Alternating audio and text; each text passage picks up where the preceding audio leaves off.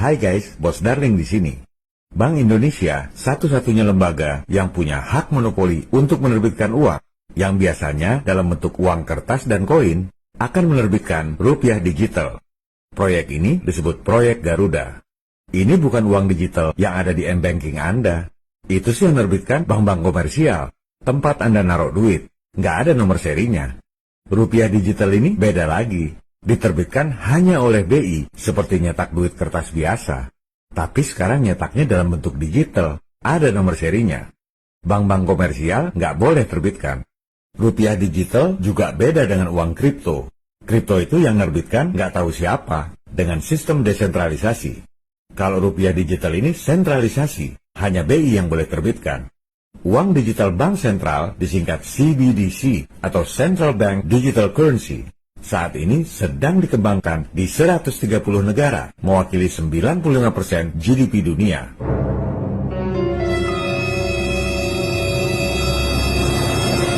Seperti apa penerapannya? Udah deh, kita nggak usah kebanyakan teori. Langsung aja lihat prakteknya. Uang digital bank sentral ini sudah diterapkan di China.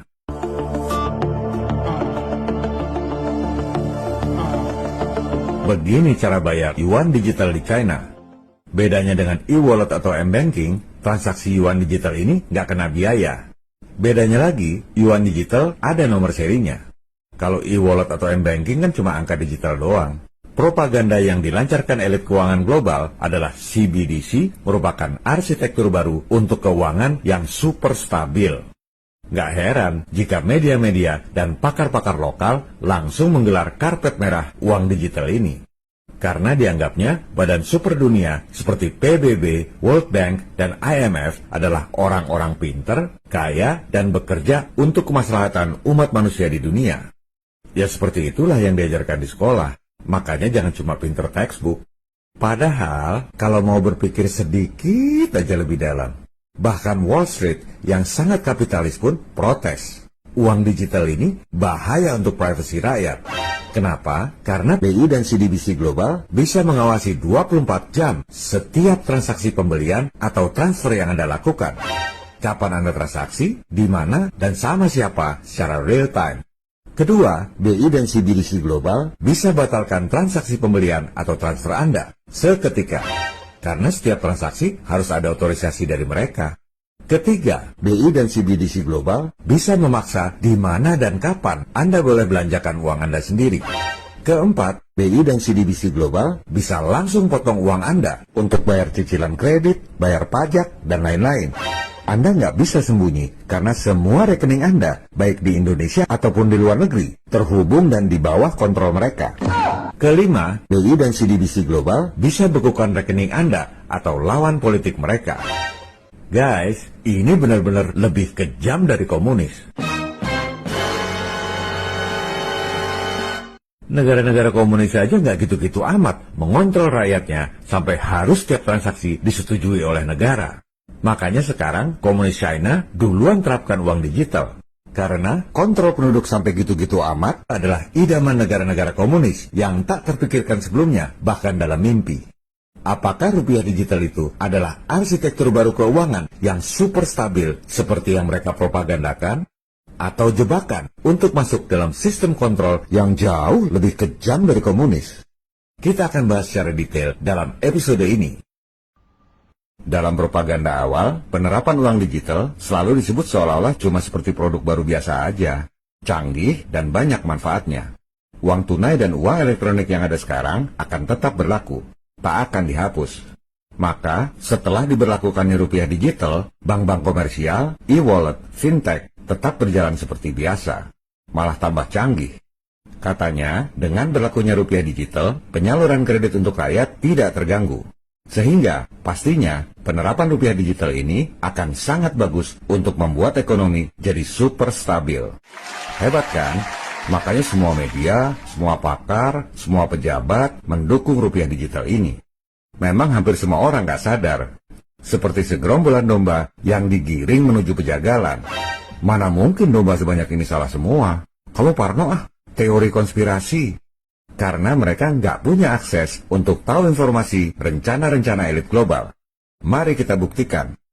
Mereka bilang uang tunai dan uang elektronik nggak akan dihapus. Silakan lihat skenario IMF. Skenario nomor 1, uang digital akan menghapus uang tunai dan elektronik. Para pejabat kita ini belum sadar karena nggak pernah baca referensi dari elit global. Mereka bilang bank-bank komersial dan e-wallet akan jalan seperti biasa. Lihat tuh, skenario 1 Bank Sentral Eropa. Direct CDBC. Dari bank sentral langsung ke rakyat dan merchants.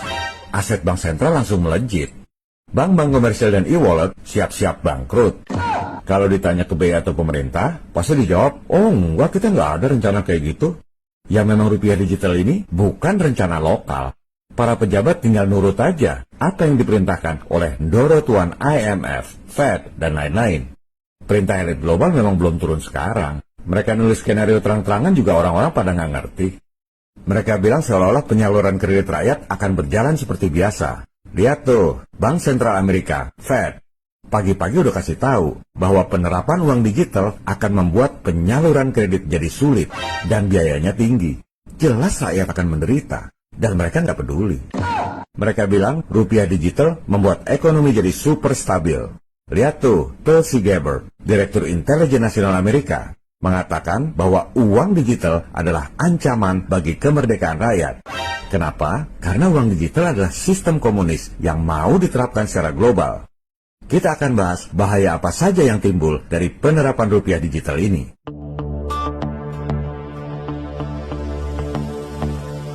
Sistem distribusi uang saat ini, bank sentral menerbitkan uang kartal, yaitu uang kertas dan koin disebut M0. BI kemudian mendistribusikan ke bank-bank umum. Dari situ, bank menerbitkan uang giral, yaitu giro atau uang elektronik yang ada di M-Banking dan rekening Anda, disebut M1 dan M2. Baru kemudian didistribusikan ke masyarakat. Ini namanya sistem desentralisasi. BI hanya menerbitkan uang, tapi tidak mengontrol distribusi uang. Kalau misalnya, amit-amit, rekening bank Anda dihack, ya cuma di bank itu yang kena hack. Uang Anda di rekening bank yang lain, juga yang di e-wallet, e-money, nggak kena hack. Nah, rupiah digital ini sistemnya beda lagi. Sentralisasi di BI. Hanya BI yang bisa menerbitkan uang digital. BI yang terbitkan, BI juga yang distribusikan. Nggak perlu bank-bank umum lagi. Semua bisa lewat aplikasi. Persoalannya, kalau kena hack, semua uang Anda hilang. Nggak ada cadangan lagi. Ibarat naruh semua telur dalam satu keranjang. Akan jadi godaan yang sangat besar bagi para hackers di seluruh dunia. Bayangkan, Anda bisa hack ke satu sistem saja. Anda bisa menguasai uang 240 juta rakyat Indonesia, seluruh perusahaan swasta, seluruh BUMN, seluruh bank di Indonesia. Sekali Anda bisa hack, Anda punya duit 9.232 triliun rupiah. Ini jelas sangat menggoda. Jangan dikira yang namanya IT bank itu nggak bisa kena hack. Bank terbesar di Eropa kena hack. Bank terbesar di Amerika kena hack. 40% kartu kredit di Korea Selatan kena hack. Perkembangan terakhir, teknologi komputer kuantum ditambah AI terbukti bisa menjebol enkripsi perbankan dengan mudah. MAS, OJK Singapura langsung peringatkan bank-bank di Singapura untuk hati-hati dengan teknologi baru ini. Bukan cuma hackers dari luar, tapi juga keamanan data Anda dari bank itu sendiri.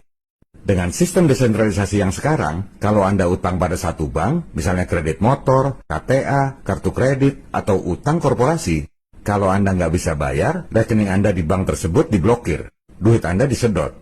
Tapi Anda masih punya rekening di bank lain.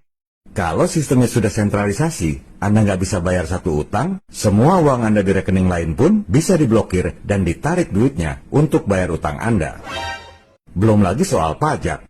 BI bisa langsung potong duit Anda untuk bayar pajak. Mau? Dan ini semua belum yang terburuk.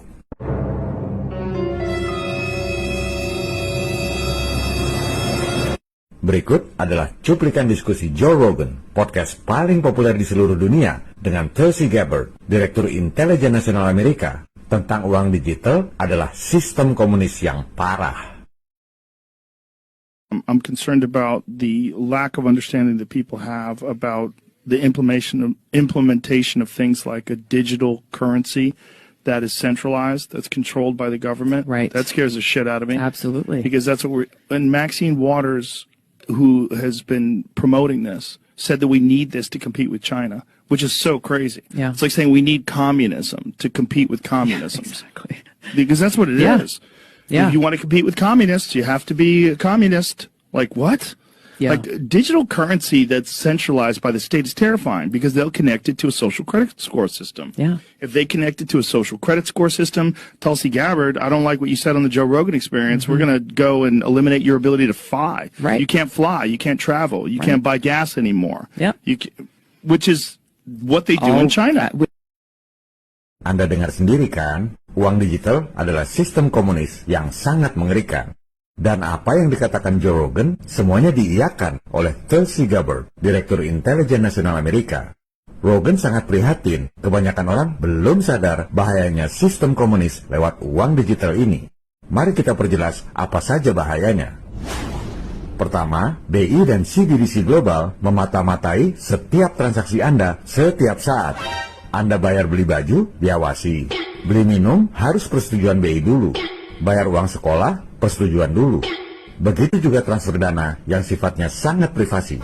Dana taktis pemerintah, dana taktis DPR, transaksi politik, uang pelicin bisnis, semua langsung ketahuan. Transaksi bisa disetujui, bisa juga ditolak. Dan Anda nggak ada pilihan. Uang tunai nggak ada, uang elektronik M-Banking yang nggak ada nomor serinya bakal dihapus.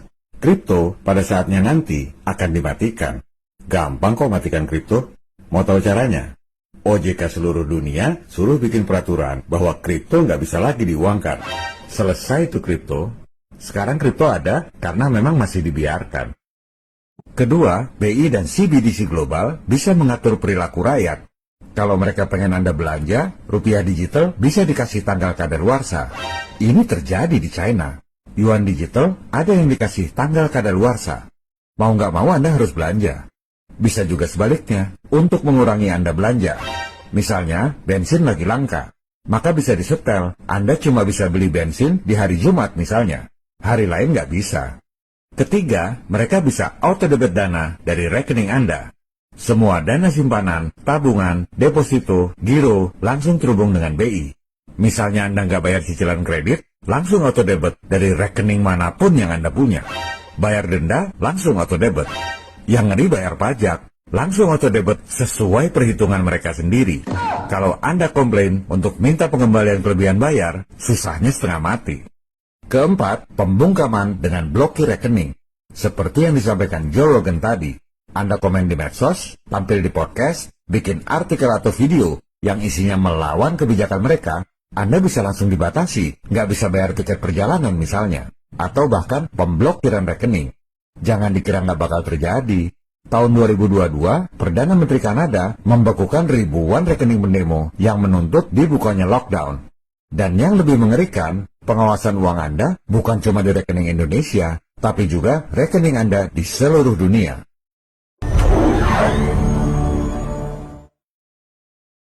Rupiah digital ini sama sekali bukan program lokal. BI cuma ikut-ikutan aja, menjalankan perintah Dorotuan IMF dan World Bank. Rupiah digital hanyalah satu puzzle kecil dalam 130 negara yang sedang diperbudak oleh elit global. Bank of International Settlements bersama IMF dan World Bank sudah merancang platform untuk transaksi uang digital internasional.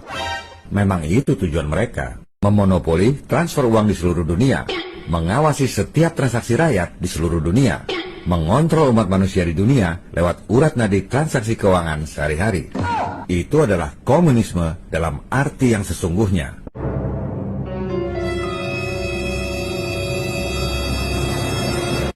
Orang Indonesia itu kalau ngomong komunis, pikirannya China melulu. Komunis China itu udah sibuk ngurus rakyat yang begitu banyak. Yang mau menerapkan sistem komunis di seluruh dunia bukan China, melainkan elit global.